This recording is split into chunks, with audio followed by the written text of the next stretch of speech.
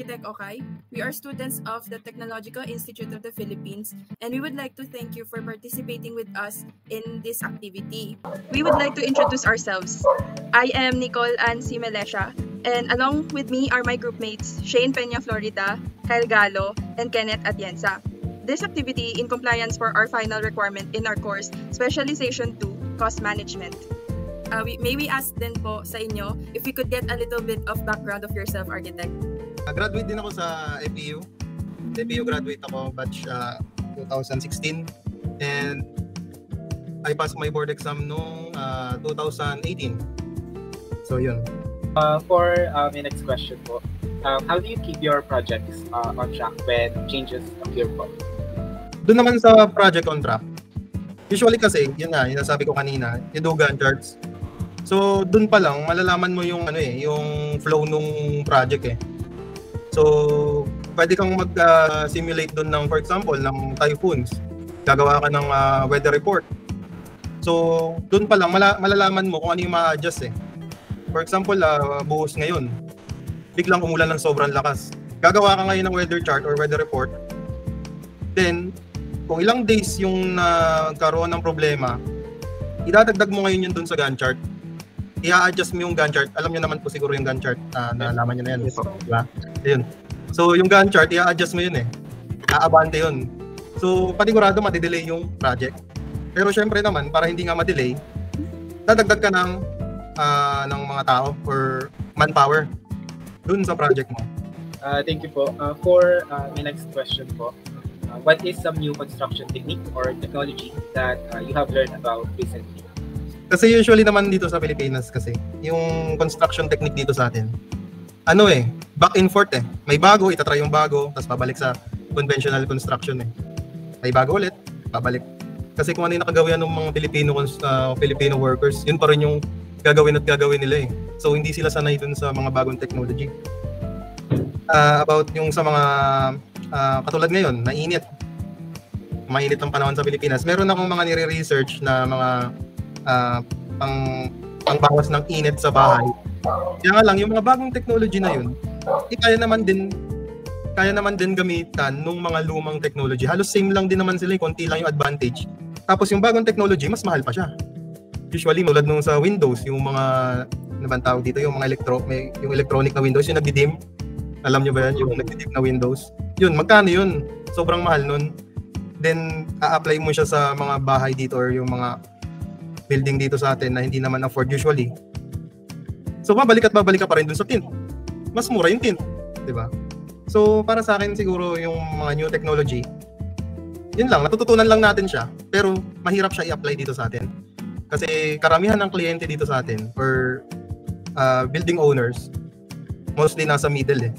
Thank you for that answer. Moving on, we have Shane for to ask the next question. For the fourth question po, what types of problems do you encounter as a project manager? Parang lahat yata problema yung na-encounter mo ng project manager ako. So nakikita niyo ba yung butas na yan? Yes po. Yeah. Yan yung problema. Yung stairs niya dapat, yung butas ng stairs niya, yung ito, nakikita niyo ba yung arrow na? Opo. Pwede yata mag-drawing dito. Okay. So yung butas ng stairs, dapat dito pa. Yan, hanggang dyan. Anong nangyari? Nalagyan nila ito ng beam. Itong part na to. Nalagyan nila ng beam. So kayo, anong solusyon nyo? Nalagyan ng beam yan. If ever po, possible po na maging dalawa yung butas niya, no? Oo. So nalagyan ng beam yan, tapos may slab din dito. Natakpan na halos kalahati nung butas nung para sa stairwell. Yan. So ito na lang yung natitira. Yan na lang, ganyan kaliit. Untog na talaga dyan. Tingin nyo, tinibag ko ba yan? Wala po ako masyadong maano. Sir, baka yung simula ng stairs po dun sa may bandang bintana. Tapos pocket, sir. Oo. Tingin nyo ba, tinibag ko yan? If ever po na titibagin, matitibag lang naman po yan, di ba wala nang kwarto na, wall ng kwarto sa taas. Tama po ba? Staircase talaga siya. Kaya nga lang, nangyari, nalagyan siya ng slab. Natakpan siya ng slab. So luckily, doon sa isang side, may airwell akong dinesign doon. So ang ginawa ko doon sa airwell, tinanggal ko na. Nilipat ko na yung stairs dito sa kabila. Pero yung slab dito, ito yung kanina eh.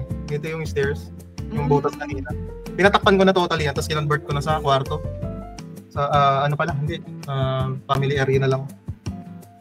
So, yun. Kailangan ko mamili. Tanggalin ko ba yung airwell o sisirain ko yung slab? Pag sinira ko yung slab, masisira yung structural integrity nung beam. Magagalaw yun eh. May mga vibration na mangyayari. So, you need to think kung ano ba yung best solution. So, ito na. Dito kami nag-come up. Gawin na lang namin stairs yung airwell, yung lanay. Then yung hagdan dun sa kabila, i-close na totally. At least hindi na disturb yung ano, yung structural integrity. Napaganda pa yung stairs ng magandang pwesto. Kaya nga lang yung ventilation. Ano nangyari sa ventilation? Okay, for the next question po. How do you handle situations when the project budget is tight? Nagpalit ka na lang siguro ng owner, no? Palit na ng client. Hirap yun. Tight yung budget. Siguro sa ano pa lang, sa pre-design pa lang, sa pre-design stage, babawasan mo na yung ano, yung mga design natin na kung ano-ano. And syempre kailangan din natin tanungin si owner, ano ba talaga yung pinaka sagad niyang budget sa construction? Kasi hindi biro eh. So for the next question, architect, what was the largest construction project you've been involved with? Ito, bahay ng mayor dito sa amin. Ex-mayor pa na. So yan, ganyang kalaki yan. Laki. 1,000 square floor area nito, 1,000 square meter eh. Tapos ito yung isang biggest siguro na project na nahawakan ko din. Si Architect Buji Royal Royal Pineda pala ang nag-design nito. Dati kasi Buji plus Royal pa yun eh. Opo. Ngayon naghiwalay na sila ni Buji. Ngayon Royal Pineda na lang eh. So ito, isa din sa pinakamalaki kong nahawakan. Ito siguro isa din sa mga biggest ano ko din. Ambag sa gobyerno. Yun, ambag sa public. So simple lang siya. At least 'di ba, may ambag ka sa gobyerno. Opo. Yun ang maganda, achievement. May ambag ka sa public. One of the major projects that Architect Okay has led as a project manager was a 2-story residential building owned by the former mayor of Camarines Norte. The building is located in Barangay Tugos, Paracale in Bicol Province. Another project that Architect Okay considers a milestone in his career as a project manager was his collaboration with the Royal Pineda architectural firm. The project is intended for a residential building in Ortigas, Pasig City. So for the next question, sir, what are the important skills a project manager must possess? You must be a problem solver. Mabilis ka gumalaw, mabilis ka mag-think. Parang nagka-problema ngayon, dapat may solusyon na kagad yun. Yun talaga yung pinaka-key skill dapat ng project manager eh. Kasi halos lahat sa'yo umiikot eh. Ikaw ang inaasahan ng lahat. Kumbaga kanang kamay ka ng boss. So for the next question is, how long have you been working as a project manager po? Sabi natin 4 years. 4 years akong project manager. Kasi nag-OJT ako. Design and construction din 'yun sa maliit din, puro housing din na project nila sa Tandang Sora, yung office namin noon. Tapos nalipat nga ako dito sa Hanson Tan Construction. So next question, as a project manager, how do you guide, enhance, or lead your laborers and other people who work on the construction site? Tinuturuan mo yung mga laborers or yung mga construction worker natin ng mga bagong method ng construction. Kaso nga lang yung iba, hindi sila nakikinig or hindi nila gusto matutunan yung mga bago. Kasi alam mo naman, ang Pilipino, karamihan sa Pilipino, kung ano yung bago or kung ano yung pagbabago, gusto nila ng pagbabago. Kaya nga lang, pag andyan na yung pagbabago, ayaw na nila. Doon ako nahihirapan. Tinuturuan ko ng magandang technique or mas mabilis na style. For example lang sa palitada. Meron mga bago ng methods. Yung mabilisan na, wala na. May shotcrete na ginagamit. di ba? Kasi mas gusto ng mga laborers or mga construction workers na doon pa rin sa mano-mano yung pinipitik pag nagpapalitan or nagpa-plastering. Mas gusto nila yun kasi dalawa rin yung reason. Mas matagal yung gawa, mas marami nilang sasahurin. Yun ang andun. How do you maintain a good relationship with the allied professionals you work with? Nasagot ko na rin nga ito kanina, halos. Opo. Halos kasi magkaka-connect yung question eh. Opo. Ako, as much as possible, nakikipag-communicate ako sa mga professional. For example nga, yung kanina, yung sinabi ko dun sa problema namin sa Hagdan. Engineer, anong maganda nating solution dyan? Titibagin ba natin yung beam, yung slab? Kukunin mo yung side sa structural works. Ngayon, ganun din sa ibang allied professional, lagi ka makikipag-communicate. So, you keep on communicating each other. Huwag kayong magpapataasan ng ihi sa kanila kasi other allied profession, hindi yan kalaban, kakampiyan.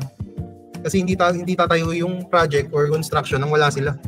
So with that po, I think this sums up our interview, and on behalf of our group, I would like to express our appreciation and gratitude, and rest assured that all information disclosed will be kept confidential and will be used for academic purposes only. So once again po, thank you very much, Architect, for your time despite your busy schedule.